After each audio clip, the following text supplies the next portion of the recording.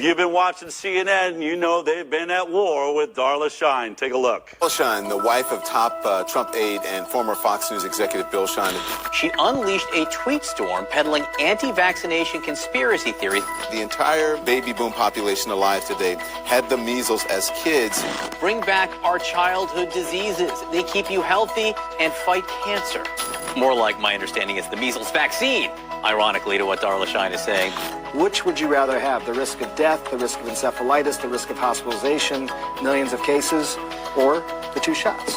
There's been a lot of that kind of conspiratorial and racially charged language on her Twitter account over the years. The wife of a top White House official, I mean, it can have some real consequences. The internet can radicalize people, and how the internet can introduce people to really extreme and dangerous views. I want to talk about Elizabeth Cohen. Elizabeth Cohen is the chief medical correspondent for CNN. They did a hit piece, basically, on Darla Shine. Let's take a look at the first statement made by Elizabeth Cohen about Darla Shine's tweets. After a CNN story aired Wednesday on the current measles outbreak sweeping Washington state, Shine took to Twitter again. The entire baby boom population alive today had the measles as kids. Bring back our childhood diseases. They keep you healthy and fight cancer. But doctors say Shine is just flat out wrong. First, childhood diseases killed massive numbers of children before vaccines came out. The CDC says 500 people a year used to die in the U.S. from measles alone. As for the part about cancer, Shine is referring to this CNN story from 2014. Doctors thought a genetically modified measles virus might fight cancer. But it actually didn't work for most of the patients. And last year, the lead researcher at the Mayo Clinic, he told the Minneapolis Star-Tribune his research had failed to live up to initial hopes. First of all, let's look at what happened with the mortality rate of measles. That Elizabeth Cohen pointed out, she said 400 to 500 people would die every year before the vaccine ever came along. Now, as scary as that is, it was really a Brady Bunch episode. Boy, this is the life, isn't it? Yeah. If you have to get sick, sure can't beat the measles. That's right. No medicine. Inside or out. Like shots, I mean. Don't even mention shots. Yeah. We would laugh about it. It was a trivial childhood illness. At that exact same time, 1 in 10,000 was the rate of autism, meaning almost completely non-existent. It was a non-event. We are supposed to be panicked about 62 people with this childhood illness that only kills 1 in 10,000, hasn't killed anybody in 10 years, but we never talk about 1 in 32, an absolute epidemic of a neurological disorder that will last for life. Also, this statement that they rip into Darla about, does the measles protect you from cancer? What Darla Shine is saying is actually true. It is backed by science that having natural measles infections protects you from certain cancers. Do childhood diseases affect NHL, that's non-Hodgkin's lymphoma, and HL, Hodgkin's lymphoma risk, a case-control study from northern and southern Italy? What they found was that if you had a measles infection, you had lower rates of Hodgkin's lymphoma and non-Hodgkin's lymphoma. Our study shows that the measles may provide a protective effect against non-Hodgkin's lymphoma. Also, risk factors for Hodgkin's disease by Epstein-Barr virus status, prior infection by EBV and other agents. So early exposure to infection, chickenpox, measles, mumps, pertussis, and rubella protects against Hodgkin's disease. This is another one. Acute infections as a means of cancer prevention, opposing effects to chronic infections. Exposures to febrile infectious childhood diseases were associated with subsequently reduced risk for melanoma, ovary, and multiple cancers combined. Tens of thousands of people will be saved from having dangerous cancers, including ovarian cancer, if they simply had a natural measles infection. 1 for Darla Shine and 1 against Elizabeth Cohen. Shine didn't stop there. She went on to extol the benefits of having childhood diseases, saying that childhood vaccinations don't deliver lifelong natural immunity. For the third time, Shine is just wrong. Vaccines do offer lifelong immunity, and without the risk of getting the disease and possibly dying. She is saying that Darla Shine is wrong, that vaccines give you lifelong immunity. Is that actually true? How do I refute a CNN health specialist telling me that Darla Shine is wrong, that we're all wrong, that vaccines give you lifelong immunity? La, la, la. Here it is, the CDC's own schedule. This is for adults, okay? What do they have? Tdap vaccine. And what does it say? 1 dose of Tdap, then a TD booster every 10 years. That does not sound like lifelong immunity to me, Elizabeth Cohen. Am I missing something? Is the CDC lying to us, or are you lying to us? Let's look at the MMR vaccine. 1 or 2 doses, depending on indication, if you were born after 1957. 1 or 2 doses of MMR? Geez, I thought I got my MMR as a kid. In fact, I got 2 of them, and now they're talking about a 3rd in college because it's so effective.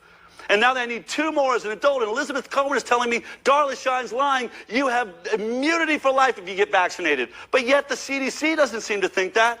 And why do they say 1957? After 1957, you should come in and get 2 more vaccines. You know why? Because before 1957, odds are you had the measles. And guess what? You actually have lifelong immunity. You don't have to come in and get a vaccine because you had the illness, which is the only way to get perfect immunity. I don't want 5 vaccinations throughout my life filled with all sorts of aborted fetal cell lines and aluminum and mercury. Why do I need to do that? All I had to do was suffer through a rash for 4 days, and then I was good for life. Elizabeth Cohen's got it wrong. And just to make the point even stronger, take a look at this. We were leaked an internal document from the message boards of a major medical association. In this document, someone said, inside of our practice, and we deal with a lot of children, we have 100 practitioners, we decided to check the titers on all of our nurses that were there. Now remember, nurses are probably the most vaccinated group of adults in America. During this report where they were checking the titers on their own nurses, look what they found. 50 were not up to date on Tdap. 25 had no immunity to measles whatsoever, 25% of them, and 50% of them had no immunity to chickenpox. See, this is the problem. This is the point. When they say we're reaching herd immunity and we've got to force vaccinate everybody in Washington, we've got to force vaccinate that last remaining 2% or we're all going to die. The point is, there's not a single one of you adults out there, not one of you, not the pro-vaxxers or the anti-vaxxers, none of the news anchors and none of the politicians sitting in the state capitol where I was yesterday have had their adult boosters like the CDC wants you to have. Why? Because you have no immunity to measles. It's wearing off. Probably at least 50, 75% of you, if it's been 20 years, forget about it. You are a walking anti-vaxxer, whether you recognize it or not. Okay, let's move on to the last point. Doctors worry that her husband shares her beliefs and could influence the president, who already appears to be predisposed against vaccines. Here's a 2014 tweet from Trump. Healthy young child goes to doctor, gets pumped with massive shot of many vaccines, doesn't feel good and changes. Autism, many such cases. Again, flat out wrong. Study after study has debunked that belief. The fact is, vaccines do not cause autism. I'm getting so tired of hearing that statement. Vaccines do not cause autism. It's been debunked. You know what's being debunked? That bumper sticker slogan, Elizabeth Cohen. Let's look at the CDC, because this is where she goes. She says, I open up the CDC website, basically, and it says, vaccines do not cause autism. There is no link between vaccines and autism. But if you look at the fine print in here, autism spectrum disorder, what do they cite? They cite the Institute of Medicine, the 2011 study on autism and vaccines. I'm going to go over this again. This is what that study found. The evidence is inadequate to accept or reject a causal relationship between diphtheria toxoid, tetanus toxoid, or acellular pertussis containing vaccines and autism.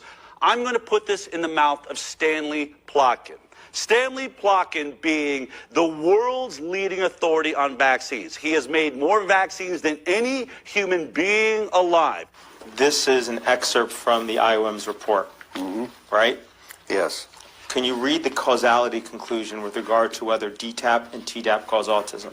The evidence is inadequate to accept or reject a causal relationship between diphtheria toxoid, tetanus toxoid, or acellular pertussis containing vaccine and autism. So the IOM reviewed the available evidence with regard to whether Tdap or DTaP can cause autism, and their conclusion was the evidence doesn't exist to show whether DTaP or Tdap do or do not cause autism, correct? Yes. Here's the debunking from his own mouth. Look what he goes on to say. If you don't know whether DTaP or Tdap cause autism, shouldn't you wait until you do know, until you have the science to support it, to then say that vaccines do not cause autism? Do I wait? No, I do not wait, because I have to take into account the health of the child. And so for that reason, you're okay with telling the parent that DTaP, Tdap does not cause autism, even though the science isn't there yet to support that claim? Absolutely. Is that shocking? I mean, I can watch it over and over again, and it blows my mind. So you feel comfortable telling people this DTaP does not cause autism, even though the science doesn't exist to make that statement? Absolutely. Elizabeth Cohen, it's an assumption that DTaP does not cause autism. It's an assumption that hepatitis B vaccine does not cause autism. It's an assumption that HIV vaccine does not cause autism. There are 15 other vaccines that have not been through a single study on autism. Diphtheria, tetanus, pertussis being one of them, the Institute of Medicine is pointing out right here. And in case you want to sink your teeth in the MMR vaccine, remember that Dr. William Thompson, the head epidemiologist running all the numbers on the MMR autism study, he came forward with 10,000 documents saying we committed scientific fraud. We know the MMR causes autism, and we hid that from the public. So really inconvenient that the only study you point to, Elizabeth Cohen, has a whistleblower that is screaming at the top of his lungs, still working at the CDC, still covered by whistleblower status. This is science. This is not a religion. We do not run on faith. We listen to people that are having injuries, and we do the actual science. So now they're calling for our heads. They want me kicked off of Facebook. They'll tell you that it's Russian bots that are out there reporting this. I don't know. I don't think I'm a Russian bot. I don't think Sherry Tenpenny's a Russian bot. I'm pretty sure we're human beings. I'm pretty sure this is real science. And I'm pretty sure you just heard Stanley Plotkin say, I just assume safety when the science hasn't been done.